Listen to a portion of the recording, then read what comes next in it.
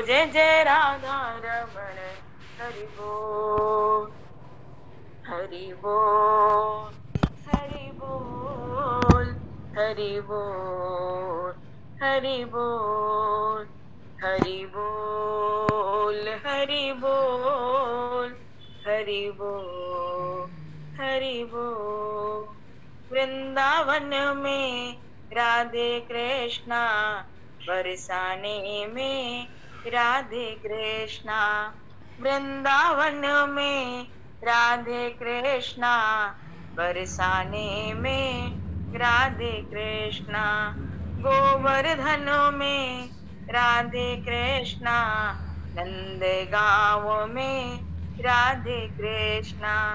गोवर्धन में राधे कृष्णा नंद गांव में राधे कृष्णा। जय जय राधा रमण हरि बोल जय जय राधा रमण हरि बोल जय जय राधा रमण हरि बोल जय जय राधा रमण हरि बोल जय जय राधा रमण हरि बोल जय जय राधा रमण हरि बोल। वृंदावन बिहारी लाल की जय। जो सरकार की जय। राधा वल्लभ लाल की जय। जय जय श्री राधे जय जय श्री राधे। भक्तवांशाकल्पतरु शरणागत वत्सल भक्तवत्सल दीनबंधु दयाचंद।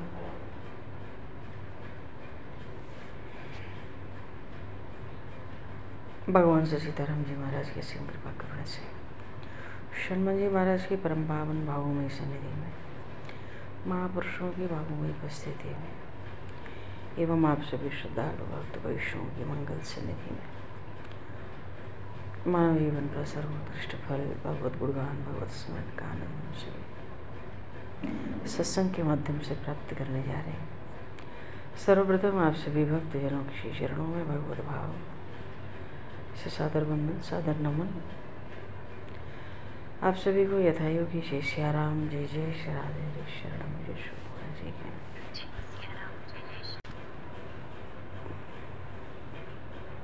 वराहपीडं नटवर वपुः कर्णयो कर्णिकारं विवृतभाषा कनककवचं वैजयन्तीं च मालां रन्ध्रान् वेणुर्धरसुतया पूरयन् गोपवृन्दैः वृन्दारण्यं शुभधर्मणं प्राविशद गीतकीर्तिः।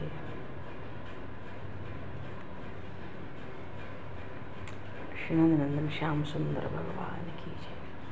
श्री चैतन्य महाप्रभु की जय।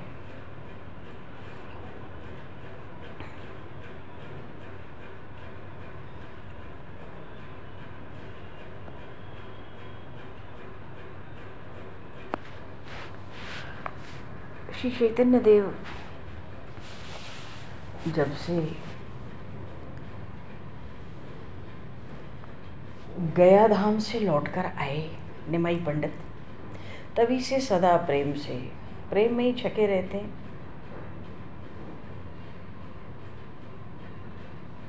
लेकिन जब कालजी का उद्धार हुआ नवद्वीप में, उसके पीछे चैतन्य प्रभु की जो प्रकृति है, स्वभाव में एकदम परिवर्तन दिखाई देने लगता था।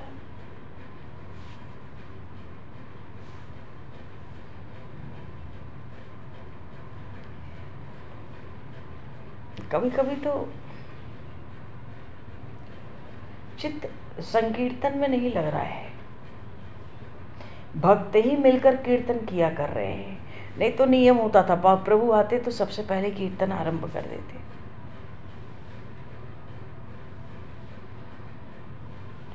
कभी कभी भक्तों के आग्रह से कीर्तन आरंभ भी करते,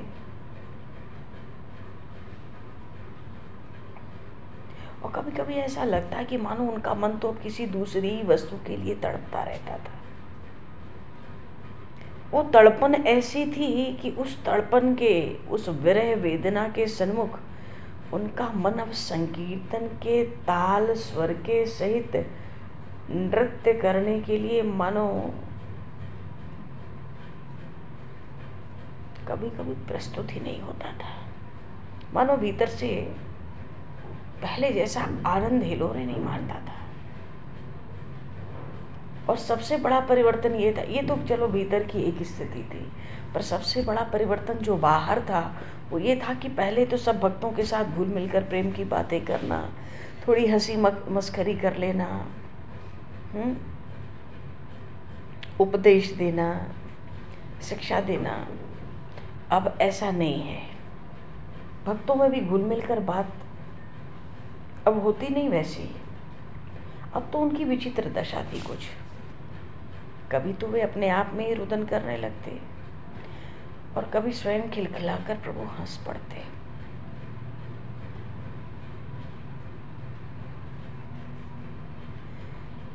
कभी कभी रोते रोते कहने लगते, हे नाथ, हे रमानाथ, हे ब्रजनाथ, आर्तिनाशन, मग्नम उद्धर गोविंद गोकुलम ब्रजनारणवत। हे प्रभु, हे रमानाथ, हे ब्रजनाथ, हे गोविंद, दुख के सागर में डूबे हुए इस ब्रज का तुम ही उद्धार कर सकते हो। हे दीनानाथ, हम दुखियों के एकमात्र आश्रय आप हो। आप हमारी रक्षा करो।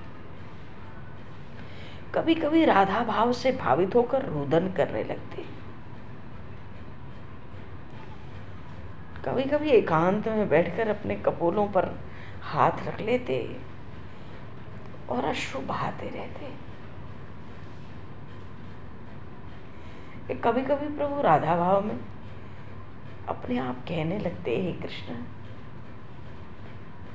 तुम इतने निष्ठुर हो, अब मैं नहीं जानती थी।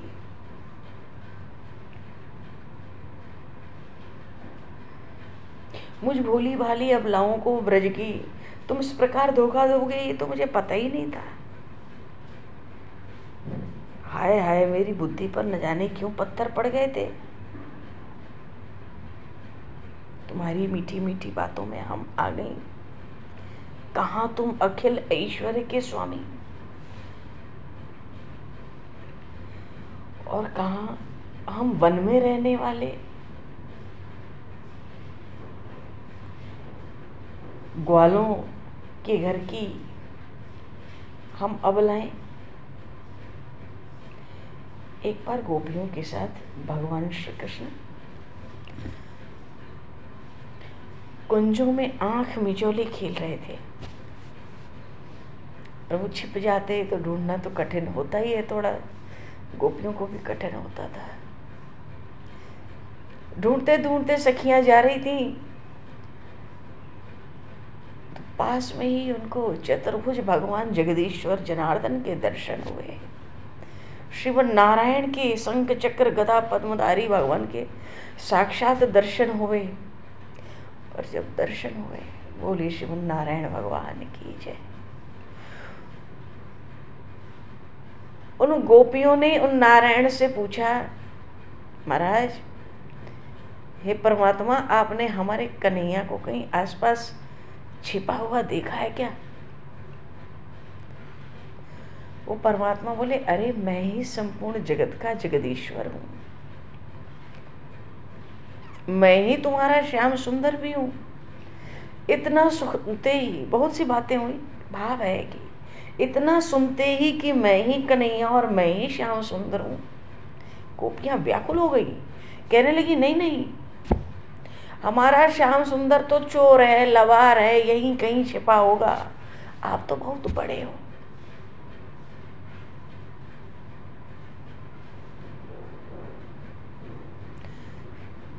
ब्रजवासियों का ऐसा प्रेम प्रभु है, मानो ऐसा गूढ़ अपनापन। भगवान में अपनापन होवे भक्तजन इसलिए इस संबंध को स्थापित करते हैं। पर अयोध्या और वृंदावन धाम ऐसे प्रेमी जन सहज ही इस संबंध को प्राप्त कर लेते हैं। जो विशुद्ध ब्रजवासी हैं वो सहज समझते हैं कन्हैया अपना ही है। कन्हैया को कोई बड़ा बतावे, उसकी प्रभुता प्रताप बल पराक्रम वैभव वो नहीं चाहिए। वही अपना चोर लवार बढ़िया है। लवार कहते जो झूठ बोले बात बात में, दुनिया भर का बात बनावे खूब, झूठ बोले खूब, उसको कहते हैं लवार।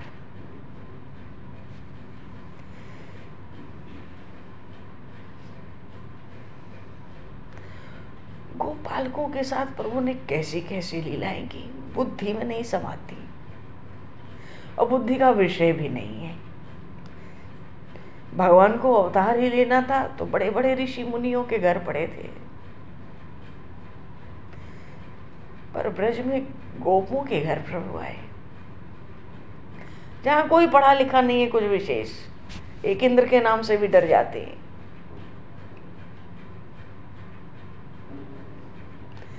पर वहां कन्हैया को सब अपना मानते हैं।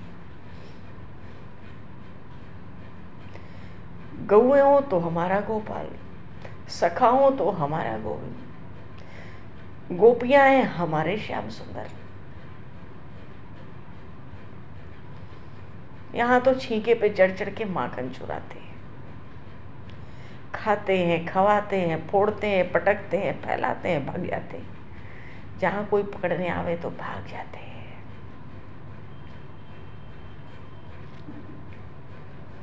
जिन वेदों ने उनका नेति नेति करके गान किया, नहीं आए वर्णन में, नहीं आए वेदों के भी, उन प्रभु को प्रेम से उन गोपियों ने ताली बजा बजा के अपने आंगन में नचाया।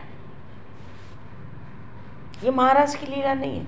1 2 4 गोपियां मिलके अपने आंगन में पकड़ के कन्हैया को नचाती हैं। क्यों? मैया से शिकायत करेंगे तुम्हारी, तुम आज पकड़े गए हो। कन्हैया तो नाचता बहुत बढ़िया है, नाच के दिखा। जिन प्रभु की दुष्कर माया, मम माया दुरत्या, भगवान ने गीता जी में कहा, वो मायापति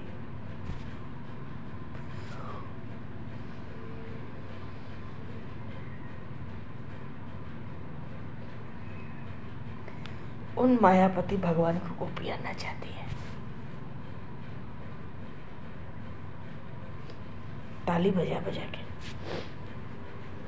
कन्हैया जरा नाच के देखा।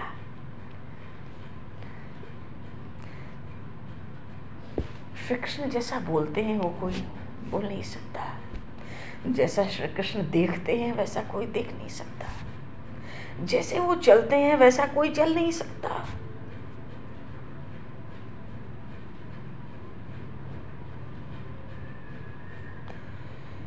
प्रेम और माधुर्य की ये अद्भुत लीलाएं।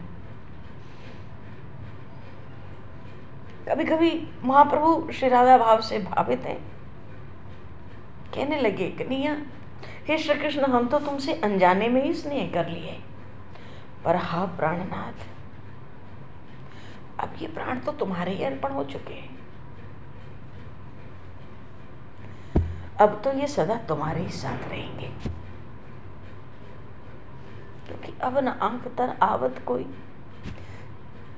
जिसकी दृष्टि में प्रभु समा गए, जिन्होंने प्रभु को नेत्र भर कर देख लिया, उसकी दृष्टि में जगत आ ही नहीं सकता। फिर चाहे शरीर कहीं भी पड़ा रहे, जिनकी नजरों में है श्याम सुंदर, वो तो रहते हैं जग से निराले, जिनकी नजरों में है श्याम सुंदर, वो तो रहते हैं जग से निराले, जिनकी नजर में मोहन समाए, जिनकी नजर में मोहन समाए, वो नजर फिर तरसती नहीं है, वो नजर फिर तरसती नहीं है, वो नजर पर तरस है।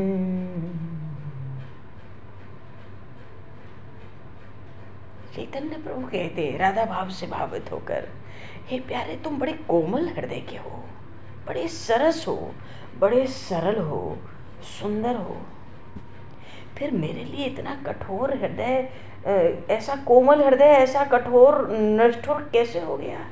और तुम इतने सीधे सरल स्वभाव के इतने टेढ़े स्वभाव वाले क्यों बन गए हो? मानो घंटों राधा भाव से भावित हो के महाप्रभु एकांत में घंटों श्री कृष्ण से प्रलाप करते, बातें करते। कभी अक्रूर वृंदावन में श्री कृष्ण को लेने आए हैं और गोपियां भगवान के विरह में रुदन कर रही हैं। इस भाव को स्मरण करके महाप्रभु गोपी भाव में कहने लगते, हाय देव तूने क्या किया?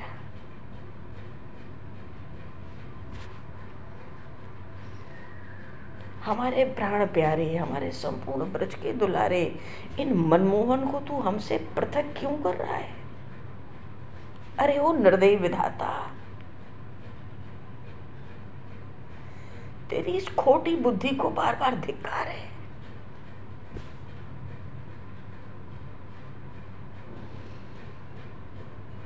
क्यों? अरे एक तो तू प्रेमियों को मलाता है, फिर उन्हें विरह सागर में डुबा डुबा कर बुरी तरह से मारता है।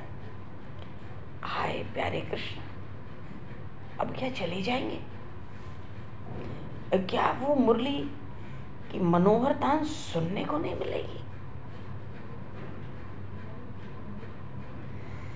अब क्या उस पीतांबर की छटा दिखाई ना पड़ेगी?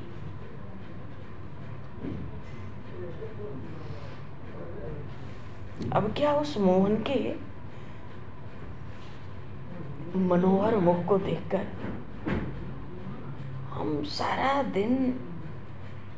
दिन के दुख संताप को अब क्या हम भुला नहीं सकेंगे?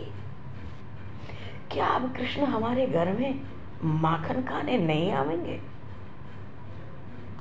क्या उनकी सलोनी सूरत देखकर सुख के सागर में आनंद की डुबकियां अब हम और नहीं लगाएंगे? ये क्रूर कर्मा अक्रूर कहां से आ गया हमारे ब्रज में? इसका ऐसा उल्टा नाम किसने रखा?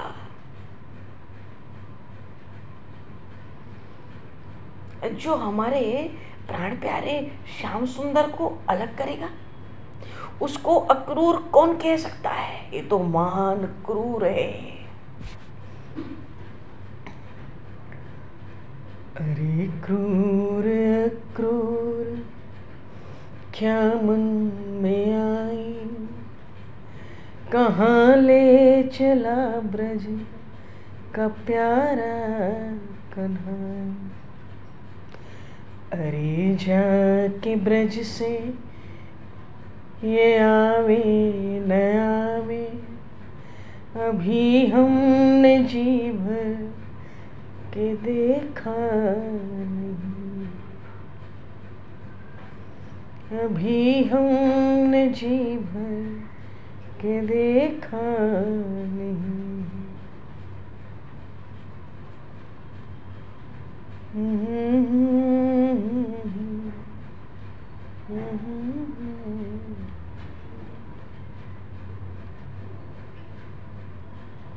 तरह तरह के भाव महाप्रभु एकांत में। पर देखो ना बेचारे अक्रूर का इसमें क्या दोष, ये भी कहते हैं और फिर जोरों से कह कहकर जोरों से चिल्लाने लगते थे महाप्रभु। कभी श्री कृष्ण के भाव में होकर गोपों के साथ ब्रज की लीलाओं का अनुकरण करने लगते, कभी आवेश में आकर दैत्य बालकों को शिक्षा देने का भी अनुकरण करते। मानो पास में भक्त बैठे भगवान नाम और कीर्तन का उपदेश करने लगते। कभी ध्रुव जी का स्मरण होता तो एक भाव में पैर पे खड़े होकर तपस्या से करने लगते, और कभी विरहणी दशा का अभिनय करने लगते। एकदम उदास बन जाते, हाथ के नखों से पृथ्वी को कुरेदने लगते।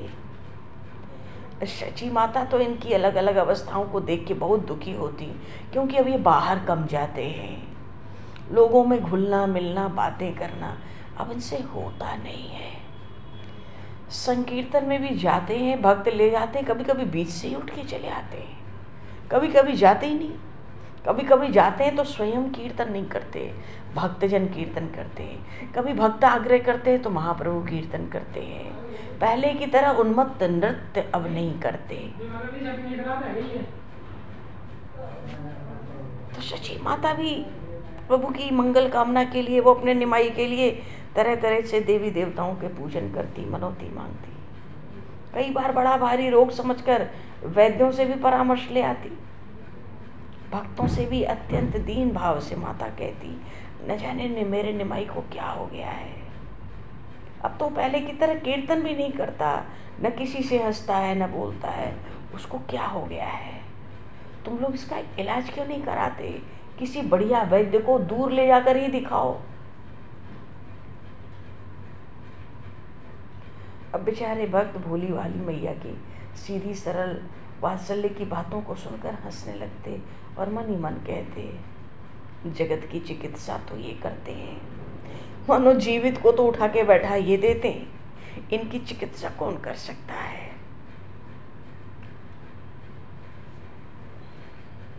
इनके रोग की दवा तो आज तक किसी वैद्य ने बनाई ही नहीं, और न कोई संसार का वैद्य बना सकता है। इनकी तो यही जान है। हाँ, कहीं श्री कृष्ण ने इनकी नाड़ी पकड़े तो ये हंसने लगेंगे। माता की समझ में एक बात भी नहीं आती, मैया तो हमेशा अधीर है। एक दिन महाप्रभु भाव के आवेश में जोरों से गोपी गोपी कह के रुदन करने लगे। आज गोपी भाव में ऐसे विभोर हो गए महाप्रभु कि आज गोपी गोपी शब्द छोड़ के दूसरा शब्द नहीं निकलता।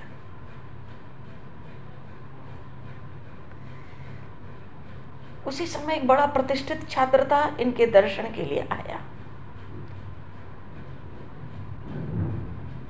महाप्रभु के साथ वो कुछ समय तक पढ़ा भी था। वैसे तो जो आए थे वो शास्त्रीय विद्या में पूर्ण पारंगत पंडित थे, पर भक्ति भाव में कोरे थे। प्रेम मार्ग का उनको पता नहीं था।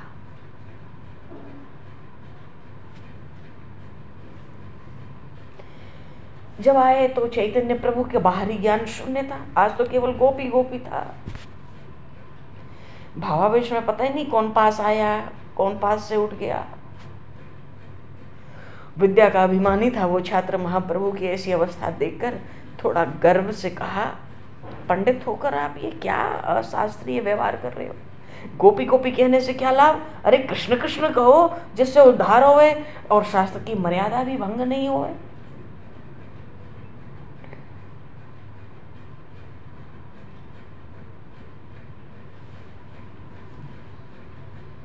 महाप्रभु को उस समय कुछ भी पता तो था नहीं कि ये कौन है, पर वो बातें कर रहा था तो भावावेश में प्रभु को लगा कि ये भी कोई उद्धव के समान श्याम सुंदर का कोई सखा है, हमें धोखे में डालने के लिए आया है कि गोपी गोपी मत कहो, कृष्ण कृष्ण कहो।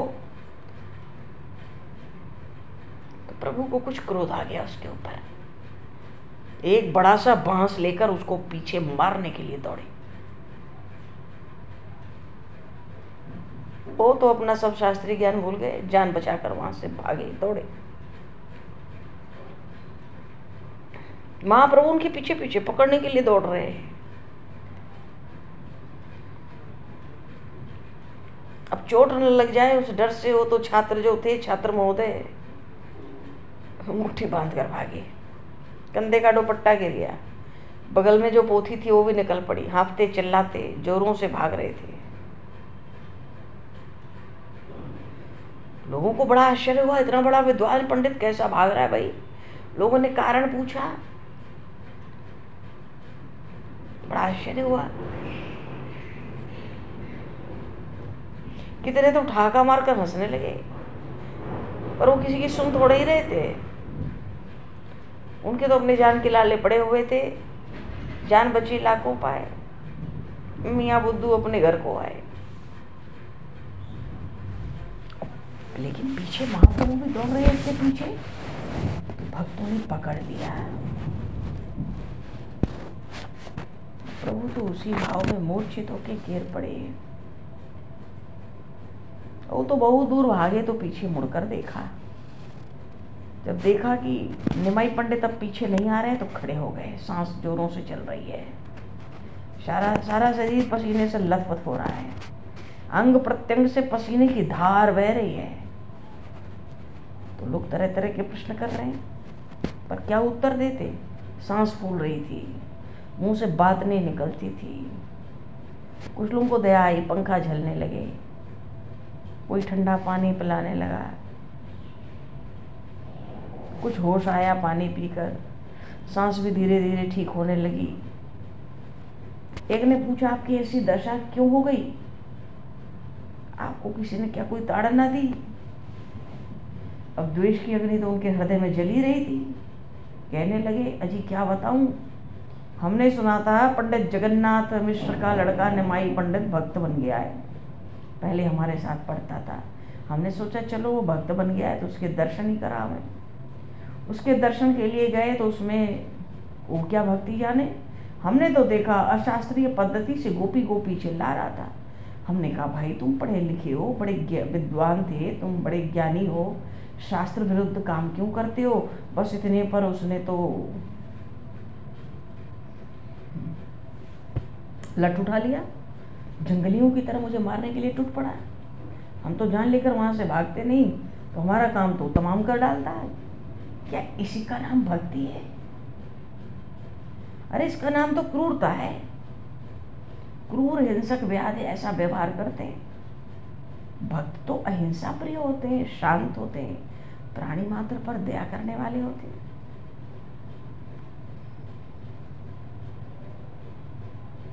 कुछ लोग तो भाई हंसने वाले, कहने लगे, पंडित जी थोड़ा सा और कुछ उपदेश क्यों नहीं कर आए? उपदेश दिया तो दक्षिणा भी तो सख्त मिलेगी। चलो खैर, बचे हुए हो बहुत है, 100 रुपए का प्रसाद तो बंटवा दो, जान बच गई तुम्हारी। क्योंकि भक्तों के प्रेमी होते हैं तो कुछ न कुछ विरोधी भी हर जगह ईर्ष्या करने वाले होते हैं। रात में तो छिप छिप के न जाने ये क्या करते हैं, दिन में साधु ब्राह्मणों पे ये प्रहार करते हैं, उनको भय पहुंचाते हैं। अरे तुम्हारे कहने में तो हजारों विद्यार्थी हैं, तुम इतने बड़े पंडित हो, अच्छी से खबर लो इसकी एक बार, बस ये सब कीर्तन कीर्तन भूल जाएंगे। भड़काने लगे। गुस्से में दुर्वासा बने ही थे पंडित जी। विद्या का अभिमान खूब था।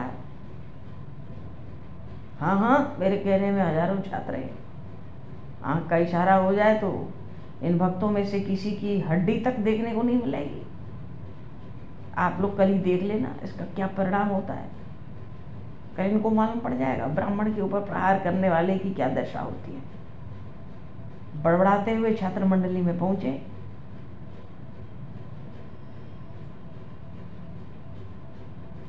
और कितने छात्र तो ऐसे थे कि महाप्रभु के उत्कर्ष को देखकर सह पाते नहीं थे, जले भुने बैठे रहते थे। क्यों? पहले महाप्रभु पढ़ते थे, फिर पढ़ाते थे। छात्रों को लगता था अरे हमारे जैसे ही तुम्हें, इनका नवद्वीप में इतना गुणगान, इतनी प्रतिष्ठा, प्रशंसा क्यों? केवल गोविंद गोविंद गाने से हरे राम जले भुने रहते। कुछ बढ़ता हुआ यश प्रभु का असहनीय था। धीरे धीरे पूरे देश में इतनी कीर्ति हो गई तो उनको जलन उत्पन्न हो गई। और जब विद्यार्थी, इतना बड़ा योग्य विद्यार्थी के ऊपर प्रहार हुआ तो सब एकदम उत्तेजित होकर खड़े हो गए, हम भी प्रहार करेंगे। पर कुछ समझदार थे, कहने लगे भाई इतनी जल्दी करने की कौन सी बात है, इसमें प्रहार हुआ कहाँ? 2-4 दिन और देख लो, भागा ही तो है, प्रहार तो नहीं हुआ। अगर ऐसा ही व्यवहार रहा, आगे भी उन्होंने किसी और छात्र पर ऐसा किया, तो तुम लोग प्रहार का उत्तर प्रहार से दे देना। अभी इतनी शीघ्रता नहीं करनी चाहिए। छात्र शांत हो गए, पर वे द्वेष का भाव तो बढ़ता है। धीरे धीरे प्रभु के विरुद्ध एक प्रकार का बड़ा भारी दल छात्रों का खड़ा हो गया।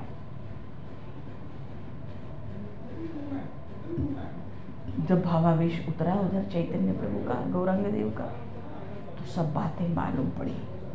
अब उनको अपार दुख हुआ कि कोई छात्र आया था, उसको बांस लेके मैंने दौड़ा दिया। क्यों? धुन तो थी आज गोपी गोपी गोपी गोपी, और कोई शब्द ही नहीं निकला उस दिन।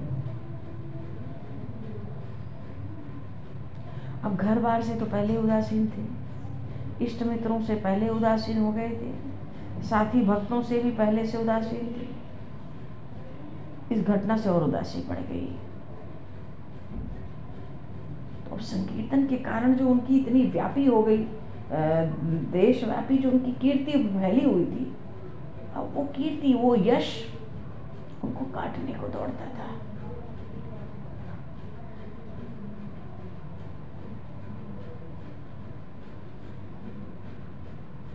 तो घर बार, कुटुंब, परिवार, धर्मपत्नी, माता, सबसे एकदम वैराग्य हो गया। उनका मन एकदम खुली वायु में स्वच्छंद विचरण करना चाहते थे, जंगल की कटीली झाड़ियों के ऊपर विचरण करना चाहते थे। अब तो जीवों के कल्याण के निमित्त महाप्रभु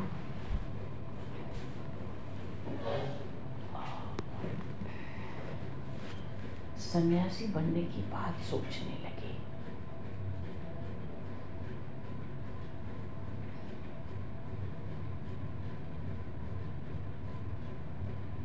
पर किसको खबर है,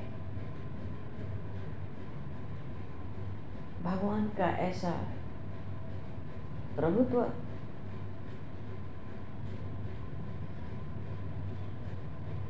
माया तो उन मायापति की ओर देखकर नृत्य करती रहती है।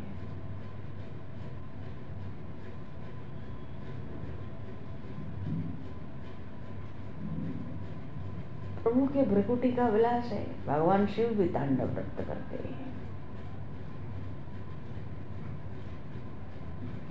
भक्तजन प्रभु को ही रिझाना चाहते हैं, संकीर्तन कर करके प्रभु को तो रिझाते हैं। आपकी प्रसन्नता के लिए बड़े बड़े ऋषि महर्षि आनंद से आपका गुणगान करते हैं। भगवान की वो विलक्षण रूप माधुरी, भक्त उस पर सर्वस्व निछावर करता है।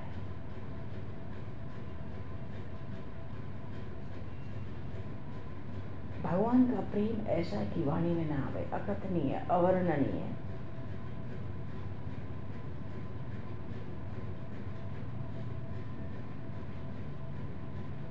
भगवान तो प्रेम सिंधु है, और जगत में हमें जिसमें भी बड़ा भारी प्रेम दिखाई पड़े, उन प्रेम सिंधु के एक बूंद का एक अणु ही हो सकता है। उसी से माँ के हृदय में वात्सल्य, मित्रों में प्रेम, व्यवहार में प्रेम, अणु विश्व के एक एक अणु में जो प्रेम प्रवेश हुआ, वो उन प्रेम सिंधु भगवान की एक बूंद प्रेम का एक अणु होगा। तभी तो भगवान को वेदों ने रसो वैसा कहा।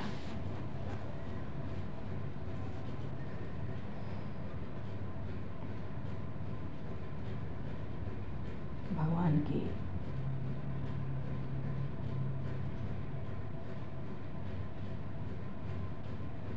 चरण कमलों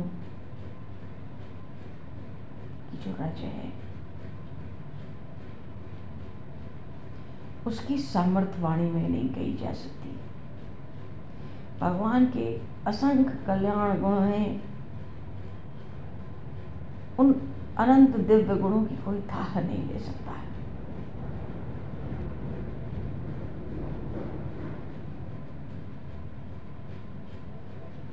वो प्रभु ही सबके हृदय में हृदयस्थ होकर जीव मात्र को नचाने वाले हैं।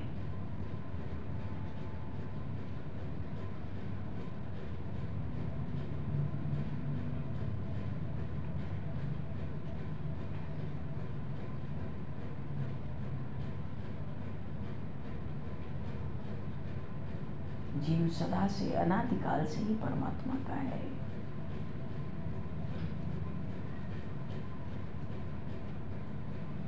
पर हमारी वृत्ति जो शरीर और संसार की ओर है, इसी कारण अंतःकरण मलिन बना हुआ है और उस अंतःकरण की मलिनता के कारण उन प्रेम सिंधु भगवान की झलक नहीं हो पाती।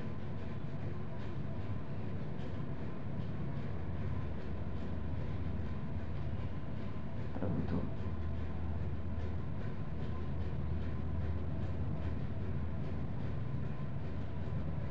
वही एक अज्ञान का, अंधकार का, माया का आवरण। जीव परमात्मा का हो जाए वो तो है ही, माने चाहे मत माने, अभिमानी बने चाहे दीन बने, है तो परमात्मा का ही। मान लेता है तो प्रभु की ओर बढ़ जाता है, अभिमानी बना रहता है तो भव सिंधु में अनादिकाल से गोते खा ही रहे सब।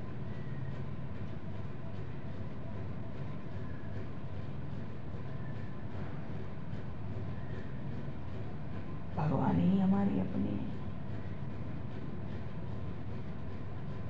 पूर्ण ब्रह्मांड में एक भगवान ही अपने, फिर किसी साधन की आवश्यकता भी नहीं पड़ती।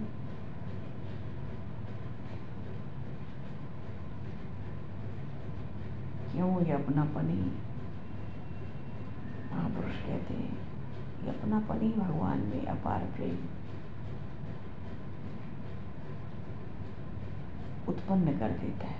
प्रेम होता ही है अपनेपन से।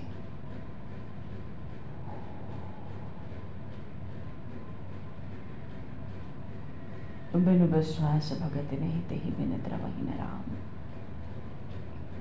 राम कृपा बिनु सपने जीवन लह विश्राम। भगवान में सच्चा विश्वास न हो, मनुष्य को भगवत भक्ति प्राप्त नहीं हो सकती, और बिना भक्ति के भगवान कृपा नहीं कर सकते। और जब तक मनुष्य पर भगवान की कृपा नहीं होती, तब तक मनुष्य स्वप्न में भी सुख शांति नहीं पा सकता। मानो मनुष्य के लिए भगवत भजन छोड़कर दूसरा कोई विकल्प है ही नहीं। और भगवान प्रसन्न हो जाए, प्रभु प्रसन्न हो जाए तो मनुष्य को भगवत प्राप्ति स्वतः हो जाती है। सब कुछ तो उन्हीं के अधीन है। पूर्व प्रसंग में बात आई, एक भक्त को छत पर ही चैतन्य प्रभु ने हाथ दिखा दिया, दिव्य हाथ, पागल हो गया। 7 दिन तक देखा है, देखा है, देखा है, देखा है। श्रीवास पंडित के घर उस मुसलमान दर्जी को अपने रूप की झांकी दिखाई दी, पागल हो गया। भगवान तो अपने लीला विलास से जो करना चाहे, सब सामर्थ उन्हीं की है।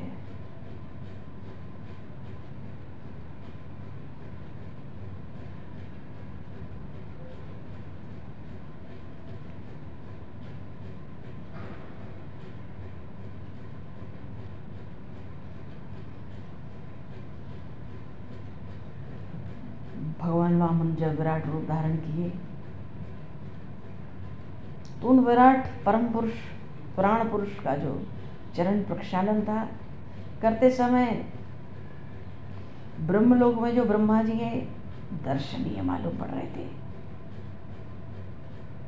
भगवान का जो चरणोदक है, चरणामृत, सुर सरिता, देव नदी गंगा, उस गंगा को अपनी जटाओं में धारण कर लिए उस समय भगवान शिव भी बड़े दर्शनीय हुए।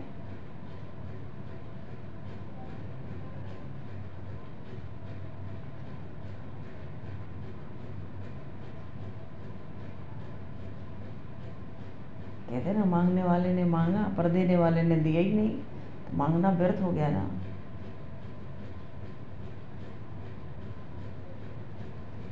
गोस्वामी जी तो कहते हैं विनय में, जो ही जांचो सोई जायज किताब तब बहु नाच न नाचो। कहीं पर पद का तो स्मरण नहीं हो रहा है। मनोभाव है गोस्वामी जी का कि जिसने राम जी से मांगा, कुछ भी मांगा, फिर उसको 2-4-10 दरवाजे पे जाकर नाचने की, मानो मांगने की जरूरत नहीं पड़ी। वो वहीं सब कुछ पाकर निहाल हो गया। तभी तो महापुरुष कहते हैं, सारे सुख भगवान के चरण कमलों से ही प्रकट होते हैं। समस्त सुखों की गंगोत्री भगवान की चरण कमल ही है। बोली श्री भक्तवत्सल भगवान की जय। श्री चैतन्य महाप्रभु की जय। श्यावर रामचंद्र भगवान की जय। राधे कृष्णचंद्र भगवान की जय। श्री गौरी शंकर भगवान की जय। हनुमान जी महाराज की जय। सतगुरुदेव भगवान की जय। अच्छा, मैं समय को दृष्टि करती हूँ। अब आज यहीं पर वाणी को विराम दिया जाए। वाक्य पुष्पांजलि प्रभु के श्री चरणों में सादर समर्पित। और आप सभी को भी यथा योग्य जय सिया राम, जय जय श्री राधे हरि शरणम। जय सिया राम, जय श्री राधे राधे राधे। जय श्री राम, जय जय श्री राम। जय सिया राम, राधे श्याम, हरि शरणम। जय श्री गुरु महाराज।